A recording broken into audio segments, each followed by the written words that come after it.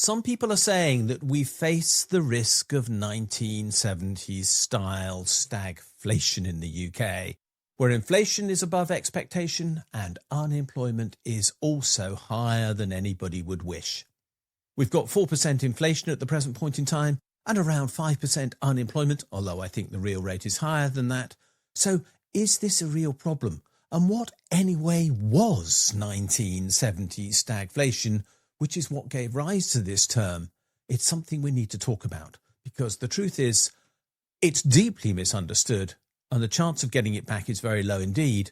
But that requires us to understand the causes of the problems that gave rise to the end of Keynesianism in the 1970s. Back then in the 1970s, and I was around at the time, inflation rose while unemployment stayed high. This wasn't what people expected. Under the Keynesian model, people expected those two to, broadly speaking, work in an inverse relationship. High inflation meant low unemployment. High unemployment meant low inflation.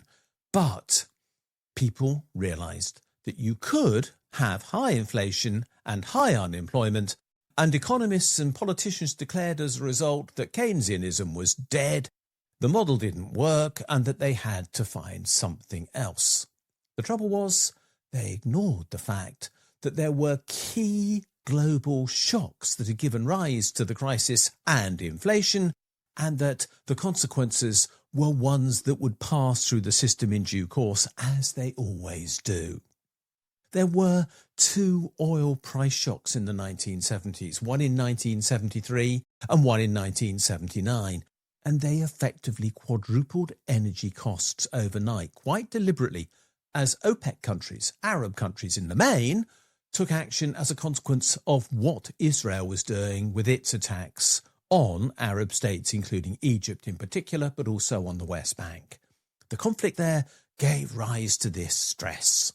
As a consequence of the rise in oil prices, other global commodity prices also surged, and inflation was imported. As a consequence of that import of inflation, which was unprecedented at the time, unions sought to protect real wages and went on strike to demand pay rises, and the government panicked.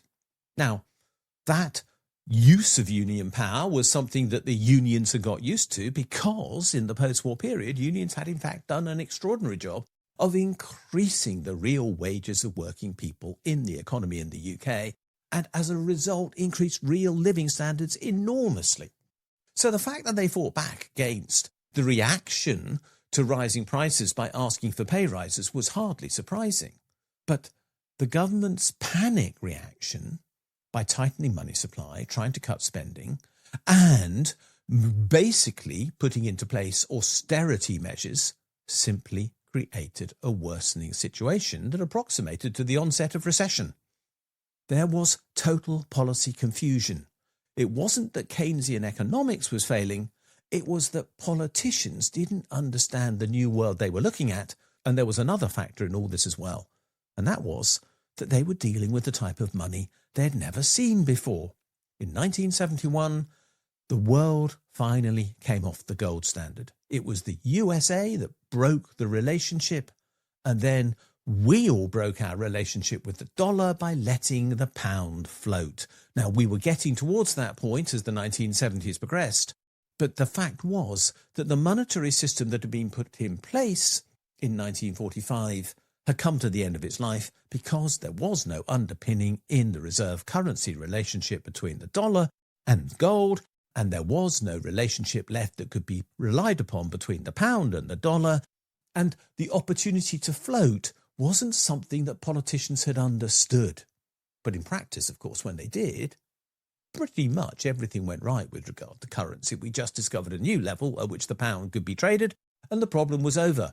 But until politicians realised that, they tried to maintain the value of the pound against imported inflation, which was being priced in this overvalued currency, with the consequence that working people were being punished. That is what caused the stagflation above all else, in my opinion, plus, of course, those external shocks which they couldn't manage. But in the middle of the confusion that was created by this and the claim that Keynesianism was dead, monetarists like Milton Friedman seized the moment. They claimed inflation was always and everywhere a monetary phenomenon. They claimed that state spending was too high, there was too much government-created money in the economy, and that the government must be cut in size, and that the whole of the state should need to cut its cloth to suit its current situation, and that the private sector should be allowed to pick up the slack and grow, and that was how the economy could be returned to prosperity. The mantra was simple: markets are good, governments are bad, and neoliberalism was born from that myth. But the fact is that actually Keynes had never promised growth without limit. He had always understood that inflation control was necessary to keep the management of the economy within the real constraints that it faced. He knew more than almost anybody on the planet that shocks like war or oil scarcity created situations that demanded state activity to deliver economic coordination. He had, after all, effectively planned these wartime economies of the UK in 1914 and 1939. He was the person who had literally underpinned the economic situations that had delivered victory in 2 world wars. So he wasn't blind to the risks that existed. He knew about them. But what he also knew was that it was fiscal policy and not blind monetarism that was the tool for stability, even though he did fully understand what monetary policy was, which is something that few people now appreciate. The fact was, he knew that inflation wasn't just about money. What he knew was that it was also about power and about the conflict between labour, capital and consumers over who bears the cost of scarcity. He knew that because he had had to face that in 1941 when he realised that the scale of the conflict that the UK was involved in at that point in time required massive sacrifice by the wealthy in order to fund the war effort. And he solved that conflict at that time with very high tax charges and a reallocation of resources and effectively enforced saving to make sure that the resources that were required to win the war were made available to that war effort.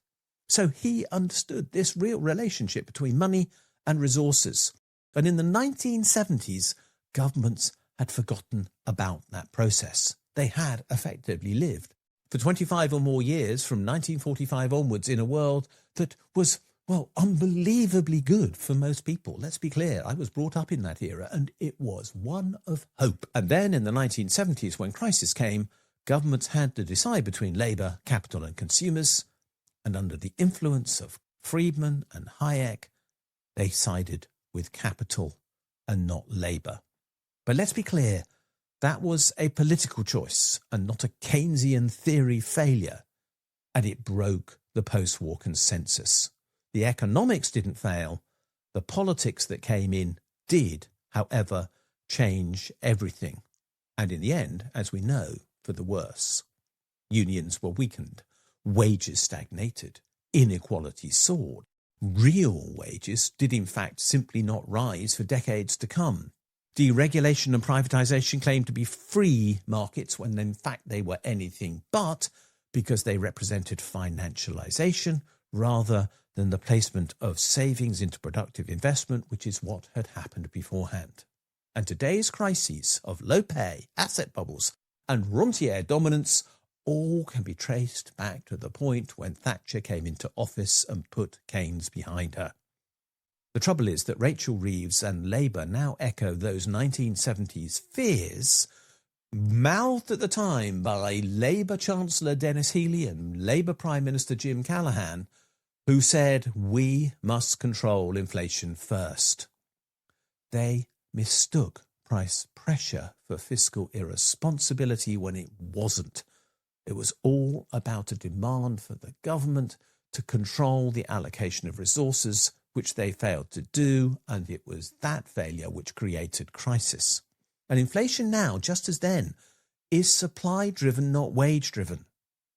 In the 1970s, it was oil that drove price increases. In the 2020s, it has been oil, gas, fertiliser and wheat that have driven inflation. Those are the drivers now, pretty much the same drivers as they were in the 1970s.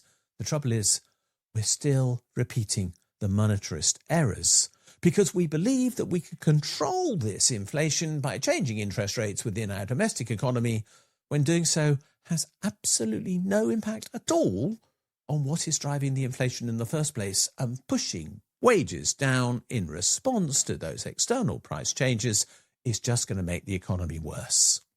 Stagflation didn't disprove Keynes. It proved we misunderstood him. Keynes argued for full employment, public investment and cooperation. When energy or supply shocks hit, he said the answer is planning and not austerity, and of course he proved it during the wartime era. He said the state must invest to build resilience, and in the 1970s it chose not to do so. Instead, neoliberal spin was created. We now need to reclaim economic policy for people.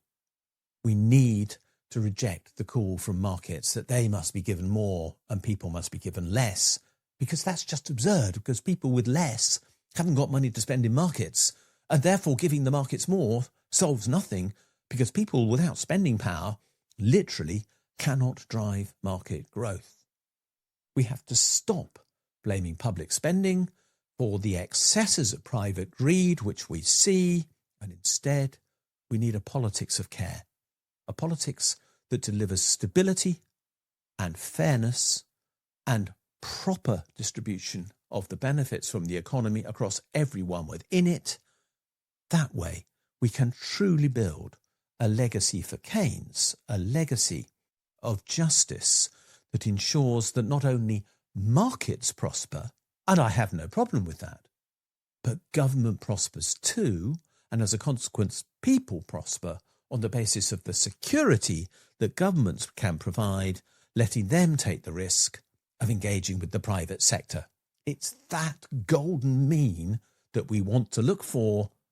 It failed in the 70s because people did not understand what Keynes was saying. They did not understand how to deal with price shocks imported from external sources, and they didn't understand money and how to let it float on international exchanges, or how to use the power of the state to create money for social purpose, which we now do. Get all those things right, and we don't need stagflation now. We don't need to face stagflation now. We could face prosperity now.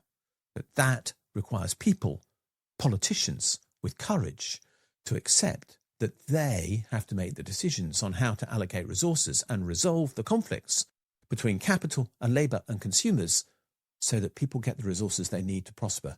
Because that is what the role of government is, making sure that people prosper. What do you think? Do you think the 1970s went wrong because Keynesianism failed? Do you think that neoliberalism was the answer to all known questions? Do you think that markets are still the solution to our problems? Do you think that the government should play a bigger role? Do you simply not know? There's a poll down below. Let us know. Thanks for watching this video. If you've enjoyed it, please do click the like and subscribe buttons, because they do genuinely help us spread the word on YouTube. As importantly, could you have a look at the section below this video where it says more, and there you'll find a link to my blog. And if you follow that for the specific link to the blog entry related to this video, you'll find a transcript of this video and lots of other related material, plus a ChatGPT prompt that you could use to write a letter to your MP on the contents of this video, which will turn you into a campaigner, which will be a great thing to do. Finally, if you do appreciate the work we're doing, can you think about giving us a donation? If you'd like to do so, there's a link below, or you can find one on my blog where there's a Ko-fi button saying, please buy me a coffee. Thanks a lot, and we'll see you again soon.